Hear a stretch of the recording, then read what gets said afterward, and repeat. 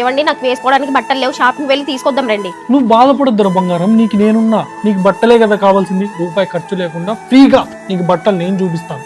బాబా ఇక్కడికి పిలుచుకొచ్చారేంటండి?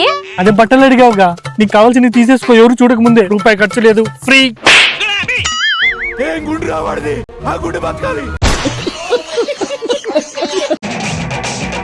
బావా ఏదైనా కవిత చెప్పొచ్చు కదా? కవిత అంటే నిన్ను చూడగానే నిన్ను చూడగానే నన్ను నేనే మర్చిపోయాను.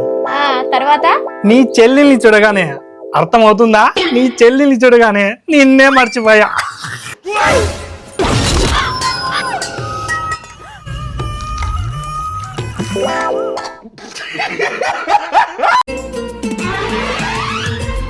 నవ్వింది చాలు, ఇంతకు హోంవర్క్ చేసావా లేదా? మర్చిపోయా, చేస్తా. నీకు బుద్ధిగా బాధ్యత లేకుండా పోతుంది. నువ్వేంటి ఈ వయసులో హోంవర్క్ ఏంటి? నాకేమీ అర్థం కాలేదు. నీకు ఇప్పుడు అర్థం కాదులే, నీకు కూడా పెళ్ళైతే అప్పుడు అర్థం అవుతుంది. A few moments later.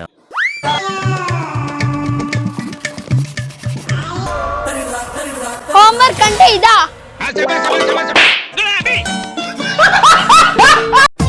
రా బంగారం. ఏంటండి ఇక్కడ పిలుచుకొచ్చారు? నిన్ను సర్ప్రైజ్ చేద్దామని. నన్నా? అయినా ఇక్కడ ఏముందని సర్ప్రైజ్ చేస్తారు? ఈ పంట పొలం చూసావా? ఇదంతా కొనేసా. ఏమండి నిజమా? అవునే. ఇదంతా కొనడానికి డబ్బు ఎక్కడదండి మీకు? రూపాయి కూడా ఖర్చు కాలేదే. అదేలాగా? ఏముంది, సింపుల్. నిన్న రాత్రంతా ఫుల్ గా తాగి బాగా నిద్రపోయా. ఇదంతా కొన్నట్టు కళ్ళొచ్చేసింది. ఏ కళ్ళు నచ్చలేదా బంగారం?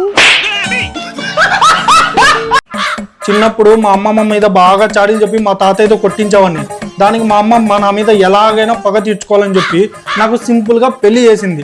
పెళ్ళి అయితే నాకే హ్యాపీ అనుకున్నా. పెళ్ళి అయ్యాక తెలిసింది, ఓయమ్మ ఓర్నైనా ఎంత పగబట్టినావే అమ్మమ్మ నా మీద. ఏవండి అంట్లు చాలా ఉన్నాయి, మీరు తోమ్తారా నన్ను తోమ్మంటారా? వద్దులే, నువ్వు తోమితే రక్తం వస్తుంది, నేనే తోముతా. అది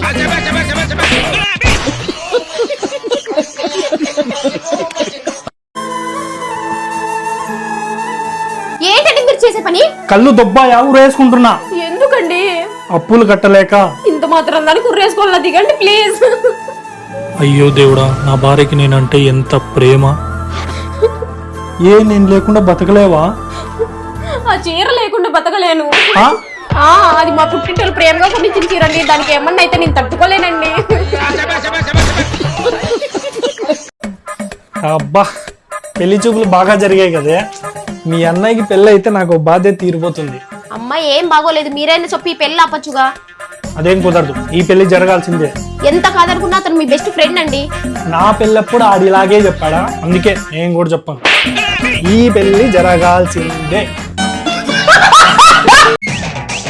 ఏమండి భోజనం రెడీ అయ్యి తింటారా? నచ్చలేదు. కాఫీ ఏమైనా తాగుతారా?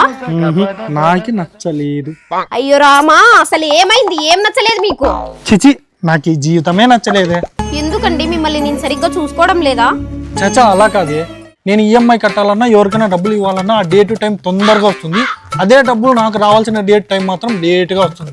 అందుకే నాకు ఈ జీవితమే నచ్చలేదు.